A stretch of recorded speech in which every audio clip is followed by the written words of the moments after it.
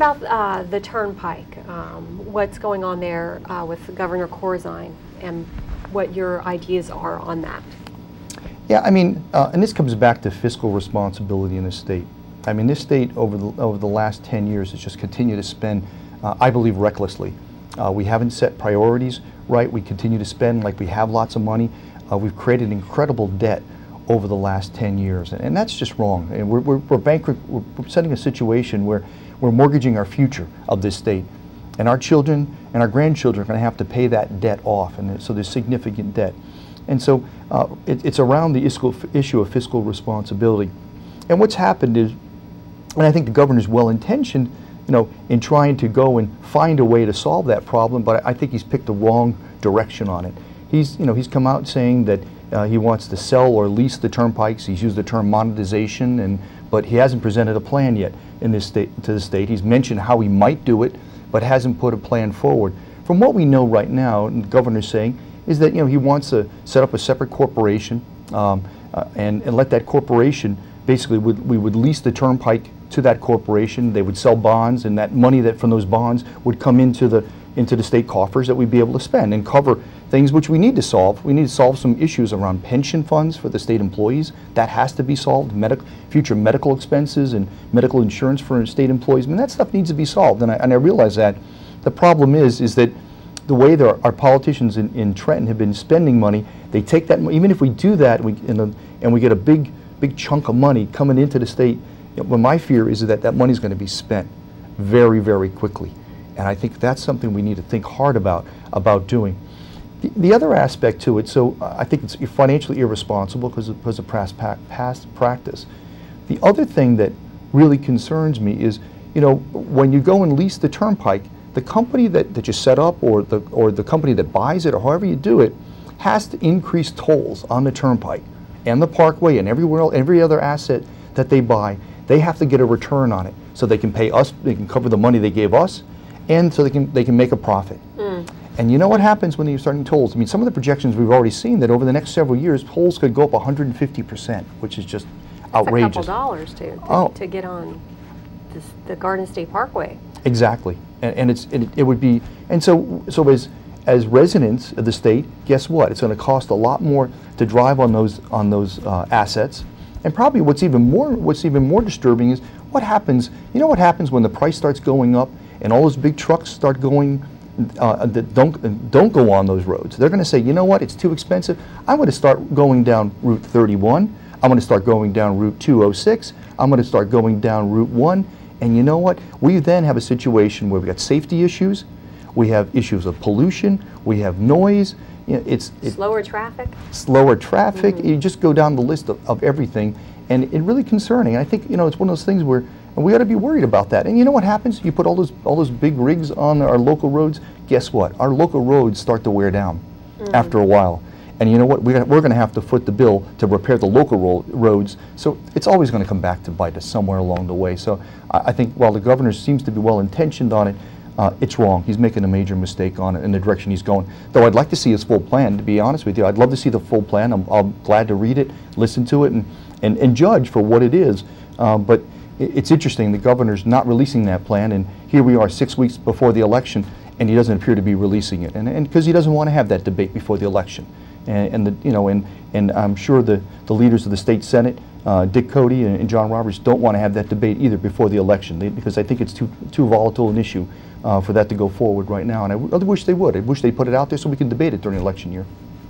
Well, what do you say to people who no longer trust politicians? Well, that's interesting. I've had several come when I go to their door, and they've challenged me on it. Because again, they've for so long trusted what the politicians have said, or they've listened to what the politicians have said, and you know what? The politicians continue to fail them year after year after year, and and part of the problem too is, and one of the reasons I'm running, one of the key reasons I'm running is that we've got a lot of embedded politicians. They've been there for a long time, and even my opponent, she seems, I've only met her a couple of times. She seems like a nice lady, but she's been in the state Senate for 10 years, the Assembly 4 years before that. And you know what? I think what we need... So they're entrenched. Very much entrenched. And they've been there a long time. And we've got, I think it's time we start getting some fresh blood into the state Senate, people with new ideas, people who haven't been there before.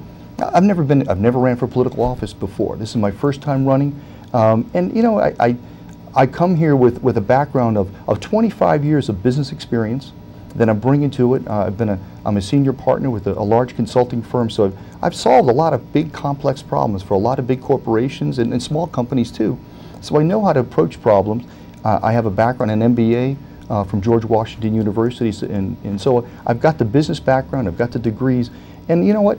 I don't owe anybody anything. I'm going to Trenton. I'm paying for a big piece of my own campaign. I've been fortunate that I've gotten a lot of individuals, good friends, and people supporting me, you know, providing me contributions to my campaign. I've been matching all those and then some. And so I don't feel like I owe anybody or owe any party or any organization anything at this point in time for this campaign. So it feels good that I can go out there and tackle the issues. So and that's how I present myself to people when I go to their doors. Now, some people, you know, because they feel that politicians have failed them for so long, believe that this is a hopeless situation. What would you say to them, or what do you say to them? Oh, it's absolutely not hopeless. Absolutely not. And I think that we need to do this, you know, one Senate seat at a time, one Assembly seat at a time.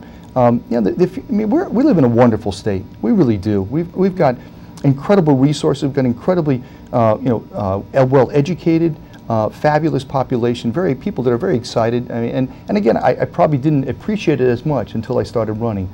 So I've got a chance to see a lot of great people, and we've got a population that can get things done. You know, New Jersey is a state, is a can-do kind of state. We can get a lot of things done, and it's a beautiful state.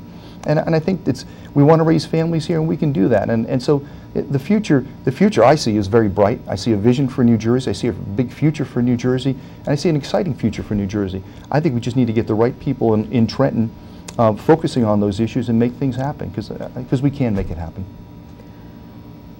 If you are elected, what is the absolute one thing that you want to change? That's one. Probably, you know, if I pick the one, that day one that I feel like I had to go do, it's safe streets. I believe that safety in this state, people need to be able to feel safe in their homes, driving around, walking around. I think that to me is the most important issue that I've had to pick the one to go do, and the one right after that is property taxes. But I think that's important because I see safe streets as not just the people, you know, of their homes and walking around. I also see us saving the children of the future and the youth of our future in cities like Trenton and Ewing in the future, and I think that's an important part. And as a state senator, it's not just in our district. Guess what? We got to worry about Camden. We got to worry about Newark. You know, the things that have happened in Newark with crime and all the rest of that. I mean, just absolutely horrible. So we need to focus on that. And I see that as focusing on saving the youth in our cities and make sure things happen in the future for them. So we've got a brighter future for them.